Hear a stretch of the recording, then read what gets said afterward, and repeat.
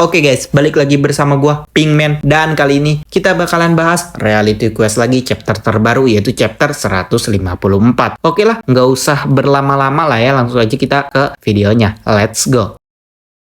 Oke, jadi chapter dibuka dengan flashback di mana Kim Chong-woo yang habis mandi. Lanjut lagi ke Jennie yang bilang kalau Chong-woo coba buat lepasin benangnya, malahan itu bakal ngikat Chong-woo lebih keras lagi. Ama bilang juga kalau bajunya Chong-woo ini kelihatan nyesekin. Terus tiba-tiba Chong-woo bisa lepasin diri. Jennie langsung nyerang Chong-woo sambil penasaran rahasia yang ada di balik bajunya Chong-woo. Akhirnya Jennie berhasil ngerobek bajunya Chong-woo, tapi Chong-woo balik nyerang lagi buat nutupin bajunya pakai jarum. Mereka saling nyerang lagi, tapi kali ini Jennie lebih unggul dan berhasil ngelihat rahasianya. Chong-woo coba buat nyerang lagi, tapi malah kena perangkap. Akhirnya, Jennie narik benangnya buat motong Chong-woo. Tapi benangnya gak gerak sama sekali. Ternyata, Chong-woo udah nancepin benangnya Jennie pakai jarumnya. Mereka berdua sama-sama udah gak ada senjata. Chong-woo bilang kalau Jennie udah lihat rahasianya. Jadi, dia gak bisa biarin Jennie pulang tanpa terluka. Pas Jennie udah siap bertarung lagi, tapi ternyata Chong-woo masih punya satu jarum. Dan akhirnya, Chong-woo menang. Terus panel pindah ke Sun-jae yang takut kalau orang ini udah mati. Tapi ternyata belum. Dan chapternya ditutup dengan Chon Min-yul yang nanya siapa yang mau jadi korban Gwanak selanjutnya.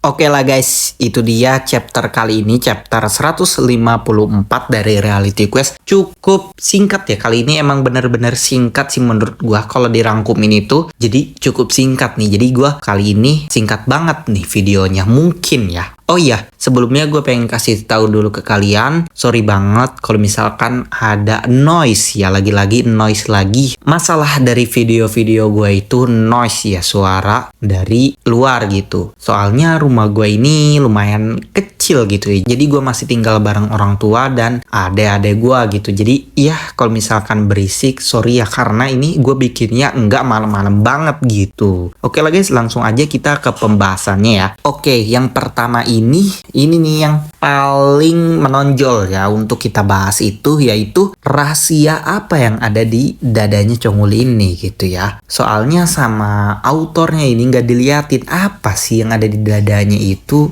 Nah, itu kebetulan ada beberapa teori ya, bukan beberapa teori sih, lebih ke tebakan sih. Nah, mungkin yang pertama itu mungkin dia ini transgender ya. Dia ini sebenarnya cowok yang berpakaian, yang berpenampilan seperti cewek atau gimana. Nah, kemungkinan dia cowok. Dan yang kedua ini malah ada suatu tato atau tanda mungkin yang menggambarkan dia tuh dari organisasi lain gitu, mungkin ya. Tapi kalau lihat dari narasi si Jennie setelah ngeliat itu, dia bilang kayak wow, jadi Kim Chong-woo nih cabul gitu kan katanya. Mungkin itu lebih ke arah mungkin dia nih cowok, atau misalkan dia tuh beneran cewek tapi berannya ini yang kayak gede banget, si BH-nya itu yang kayak besar banget gitu buat menonjolkan gitu. Nah, yang kedua ini yang lebih menarik lagi ini kayaknya, yaitu si Min-yul nih sepertinya lebih kejam ya dari Sun-jae ya. Bisa dilihat juga dari narasi Sun-jae yang bilang nih kalau mengkhawatirkan tentang hidup hanya ketua kami yang melakukan itu.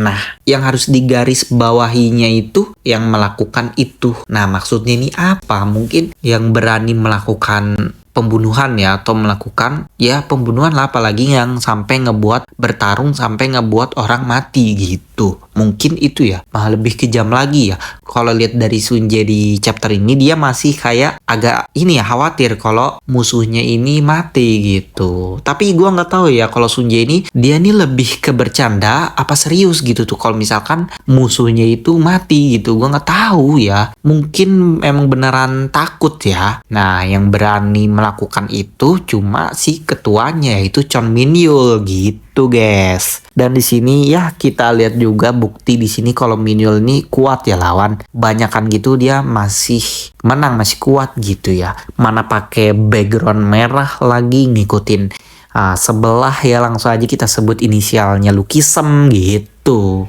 Oke lah guys, mungkin untuk video kali ini, chapter kali ini, pembahasan kali ini cukup sekian aja ya. Gue juga udah bilang dari tadi juga kalau misalkan mungkin pembahasan dari video kali ini cukup singkat banget gitu. Dan gue juga sebenarnya lagi fokus ngedit segmen sebelum lo tidur. Gue bakalan ceritain dulu film gitu. Nah, cuma gue ini untuk progres dalam membuat segmen ceritain film dulu itu agak lama ya, soalnya gue dari pagi itu jam 8 sampai jam 5 sore itu gue kerja gitu, jadi gue ngedit sama ngebuat skrip dan yang lain-lainnya itu ya nyolong-nyolong waktu gitu. Oke lah guys, ya mungkin cukup sekian aja. Jika kalian suka dengan video ini silahkan di like, komen, dan share ke teman-teman kalian, dan jangan lupa juga buat dukung gua dengan sesimpel mungkin, yaitu dengan cara subscribe ya, dan jangan lupa juga buat nyalain lonceng notifikasinya supaya kalian tahu update video-video terbaru dari channel ini tentunya. Dan oke lah, terima kasih dan kurang lebihnya mohon maaf. Sampai jumpa lagi di video selanjutnya.